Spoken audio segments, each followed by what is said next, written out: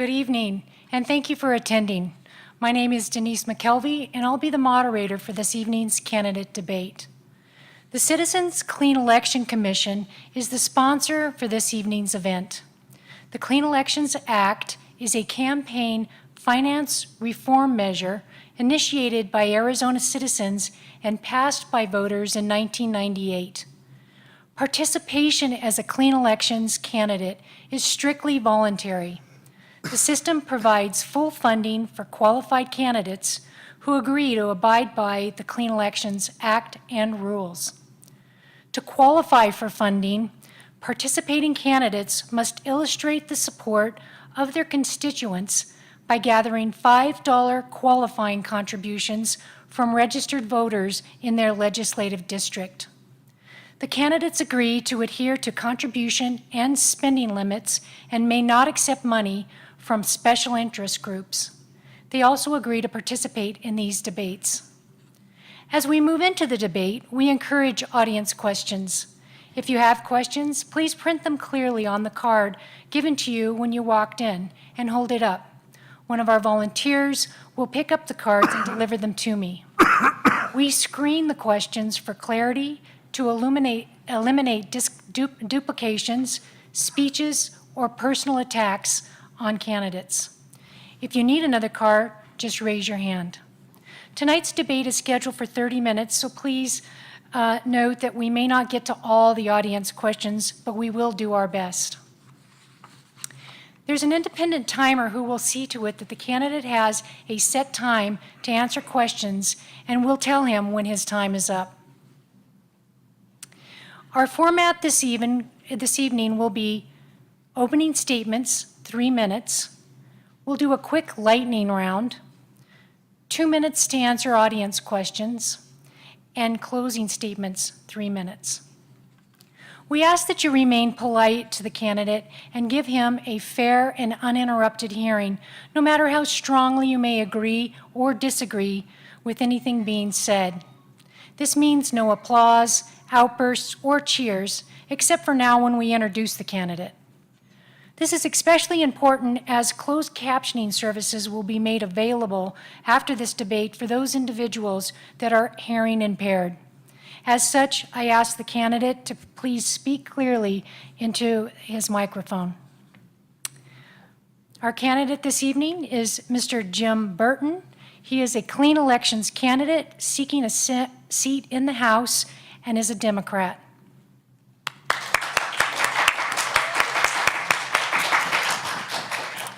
Mr. Burton, will you please start your opening remarks? Thank you and good evening. I'd like to thank, first of all, the Clean Elections Commission for making it possible for me to do this, and for those of you that have come to witness it. My name's Jim Burton. I'm 64 years old. I'm a retired industrial pipe insulator. I've done that for about 40 years. I'm a Vietnam veteran, and I'm a Vietnam veteran, and I believe that the district or the state government is going in a direction that needs to be looked over and changed, had something done differently. We need to bring our state back in as a place that supports education. I believe that we need to bring jobs and help support our families. I think that the voice of the district is what needs to be heard in Phoenix. And to those ends, that is why I'm a candidate for the House of Representatives from Legislative District 14. Thank you. Thank you. In an attempt to just lighten the mood for tonight's debate, we're going to do a quick lightning round of this or that. This will allow us to get to know Mr. Burton a little better. Please answer with just one word. CNN, Fox News, or MSNBC? CNN. Facebook or Twitter? Facebook. Mac or PC? PC.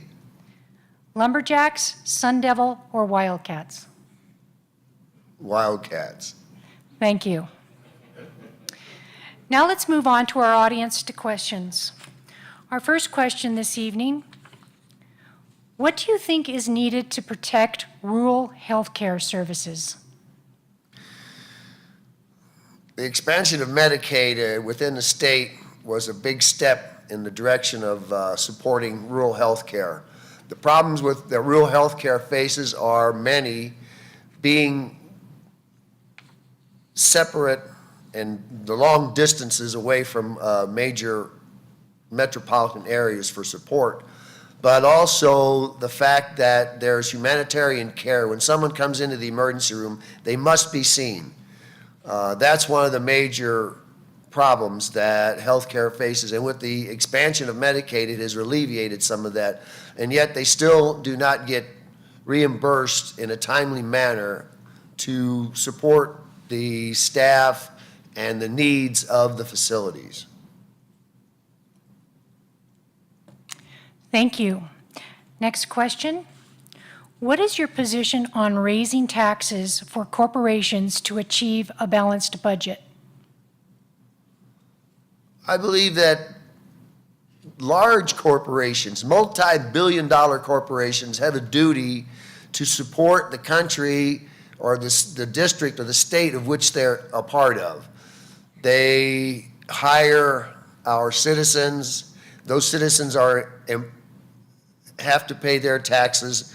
Therefore, I believe that corporations that are paying or been given the tax incentives for things that don't support the communities that they're in should be looked at.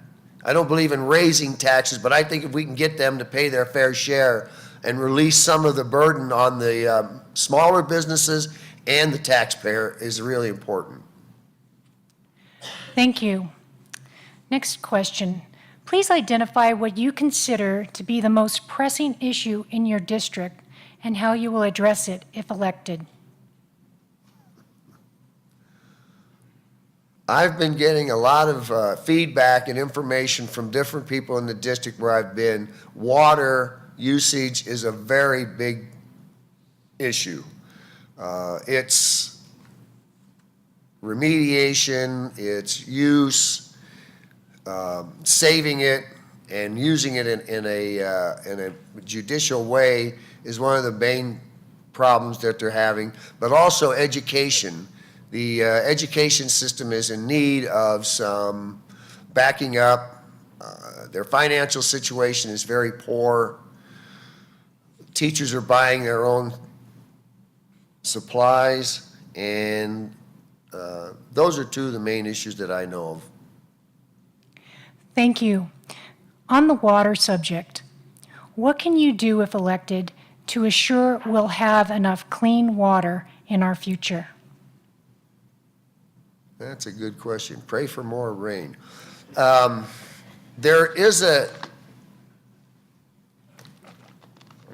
come from a rural background in Illinois, and I've been around farms and farming for a long time. I wasn't a farmer, but I've been around them.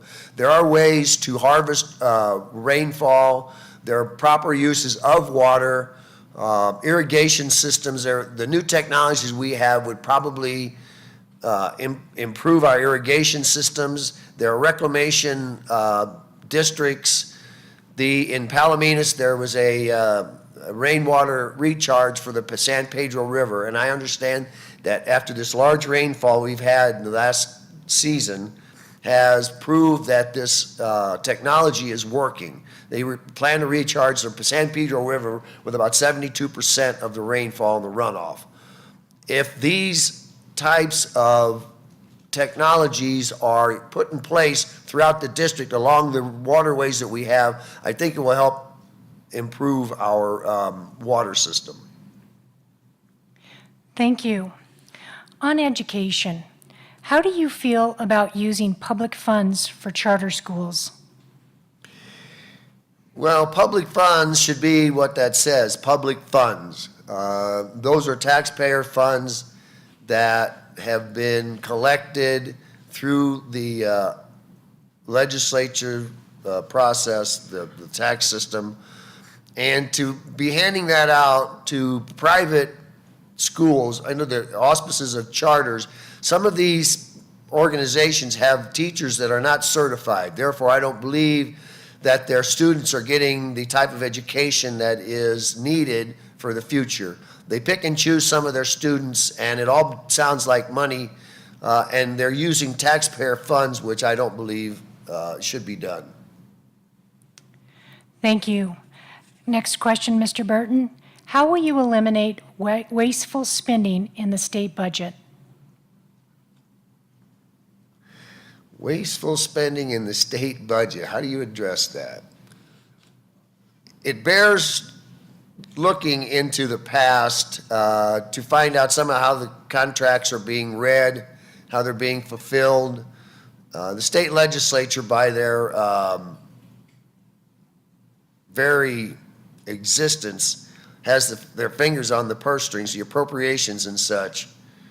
So that's how I would address it, to just check over how things recheck and, to get an idea of how the spending is going and where we have excessive deficits or excessive spending should be addressed. Thank you. Next question. Have you had the opportunity to visit all the communities in LD14? If so, how will this help you if elected? I haven't been to all the small ones, but I've been to a whole bunch. It's a large district. It encompasses 4 counties, Cochise County being the largest. And I've been to as many functions and teas and coffees that I can get to when I'm invited. When we find out something, I go there. I try to talk to people. I find out what they believe is needed within the district, some of their ideas, because that's how you find out what's needed, is to talk to people within the district, not knowing everything. I cannot say that I know everything, because anybody that does that they're fooling you. You have to get the people on the ground, the grassroots, the little guys. Those are the people that are felt the least of in the legislature and have most feeling and the most to gain or lose by the legislation that's put through in Phoenix. Thank you. Mr. Burton, how do you feel about increasing the number of ADOT motor vehicle offices in rural areas? I'm very much in favor of that because in some of these rural areas, they just don't get any service. And the state's obligation and duty is to serve within the state borders and boundaries. And therefore, even in rural areas, if there's some way to bring in part-time to get a larger circuit for someone to travel around from place to place, to be able to have computer access, which ADOT is, I understand. But there are sometimes some of these things cannot be done unless you have an agent in place. And if they can do a traveling circuit, would probably improve the services out in that area, those areas that are very rural and secluded almost, and beautiful. Thank you. What is your position on the voter-approved addition of money for public schools? Are you speaking about the funding at the inflation rate? The question is what your position is on the voter-approved but long-delayed addition of money to public schools. I've been kind of following this because it shows that our legislatures believe that they're smarter than the voters. I think that oversight needs to be corrected. The funding for education is one of the most important things we have, because education funds our children's future. We won't be here, but they will, and what we leave them as a legacy is extremely important. To fund that now, we're at least $300-something million in the hole on that, and that's climbing. It needs to be addressed. If they have to go into the rainy day fund, then so be it. To stop some of the giveaways to corporations, then so be it. That needs to be addressed. Thank you. The next question on EPA. What can you do to help protect the ratepayers from the EPA?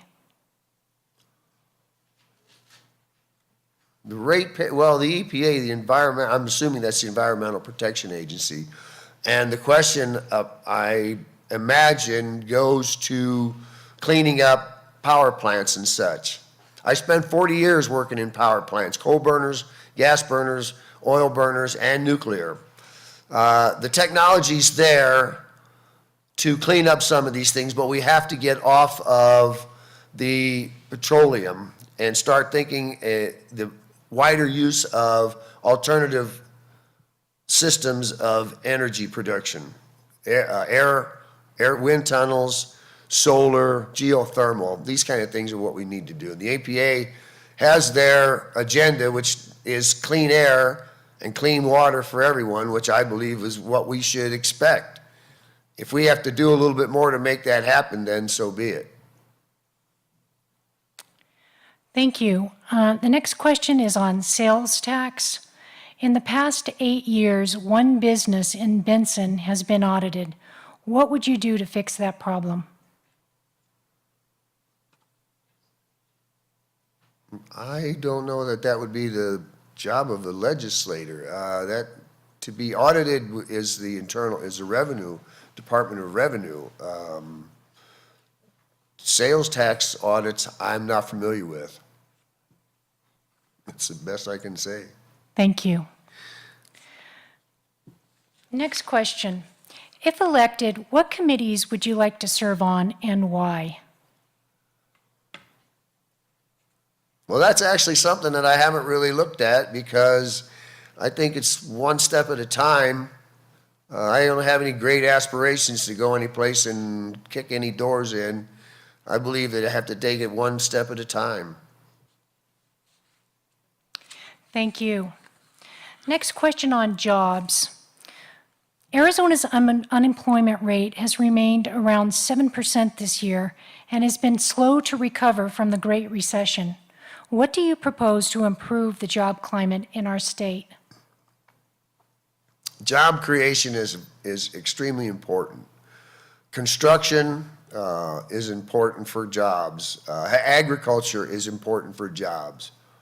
There are other ways to bring employment to this state besides giving millions of dollars to large corporations. I believe supporting small businesses, startup businesses that are making a product that can be useful to the citizens or to larger, to the population overall.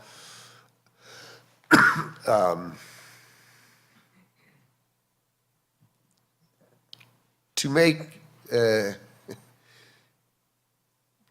get more jobs, we need to start thinking beyond our borders a little bit. There are other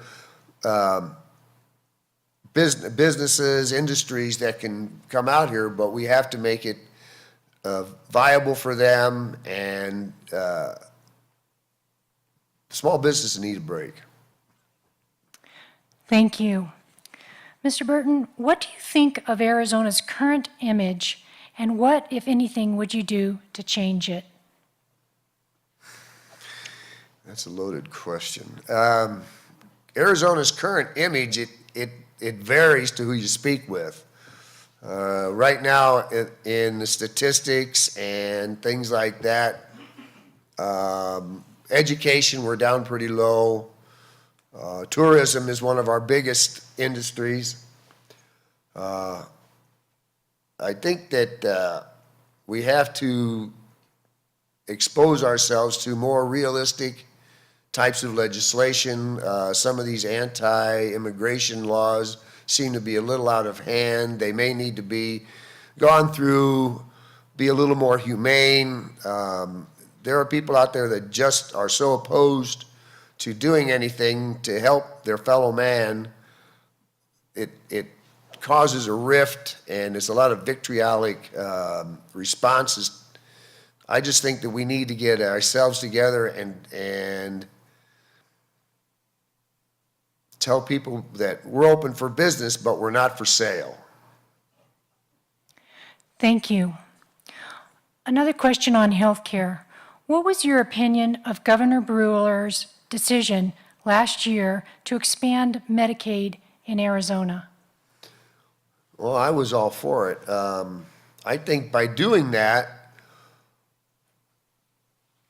we protected a lot of kids. I understand at least 150,000 children and people within the state now have the opportunity to have insurance. Nationwide, it's in the millions. But by having the possibility of insurance, they lessen the burden on the rural healthcare or major healthcare centers. We have a healthier citizenry. Kids that are low and below poverty level, they need it more than just about anyone else, because you can probably buy your own, if you're wealthy enough, you can buy your own insurance. You don't need the help of the state. But we have people in our population that poverty is very high, and within the poverty sector, disease and that sort of thing is high. So we help our state, we improve its health care, we improve the citizenry, and we have less burden on the state by performing those deeds. Thank you. What role does the state have when it comes to immigration and protection of the border?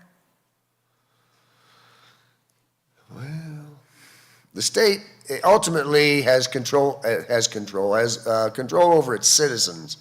The influx of illegal immigrants is a problem. However, the federal government, I believe, sits at the base of this problem in that they have been slow to respond to some of the things that are going on. I understand that the border at Nogales, not Nogales, but at Naco, or along the border, Naco and Douglas, illegal immigration is down compared to the last couple of years. That doesn't mean it's gone, it means it's down. The federal government needs to come in and decide how they want to do it. The state should not have to foot the bill for that kind of infrastructure. Thank you. The last question for this evening.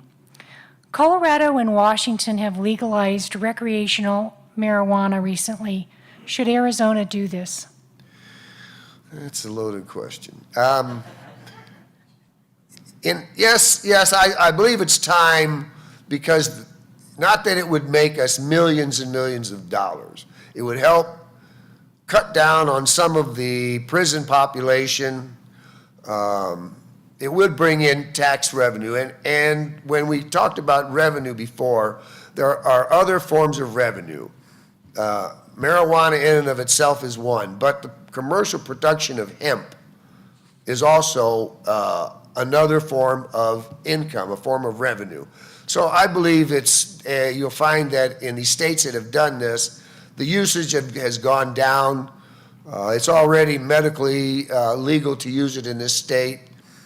You don't have the criminal element involved as much, and it would probably alleviate some of our financial woes. Thank you. And I'll add one more question. Should guns be allowed in public buildings?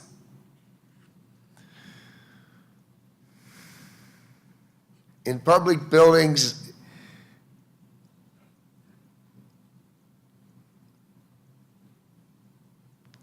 it should be a case-by-case business situation. The Second Amendment says what it says, and it means what it says.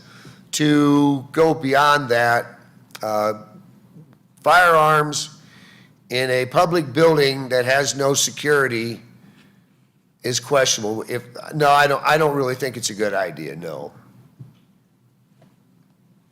Thank you. We'll now move on to closing remarks. Mr. Burton, will you please give us your closing statement?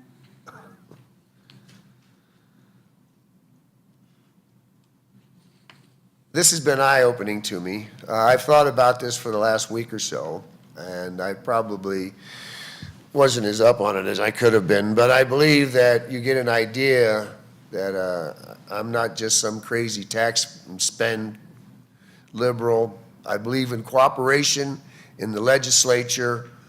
That's the way things get done. You cannot make cement by having all the particulates in a bucket and throwing them together. They have to mix well. You have to be able to cooperate, to reach across the aisles and say, this is what I believe, and this is what you believe. We can find something in the middle to to work out differences. That's how laws are done. That's how this country was made.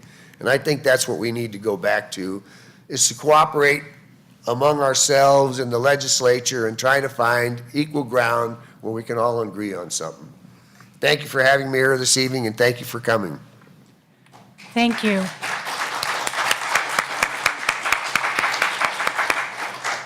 Mr. Burton, we thank you very much for participating in our forum.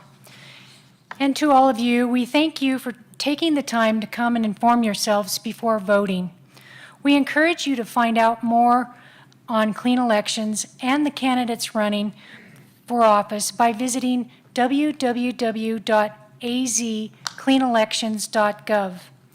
A link to the video of this debate, as well as other clean elections debates, will be posted on that site within 72 hours of the scheduled debate. We also ask that you fill out the debate evaluation form you received as you entered and return it to one of our volunteers. Your feedback is important to the commission. Thank you for coming tonight, and have a safe trip home.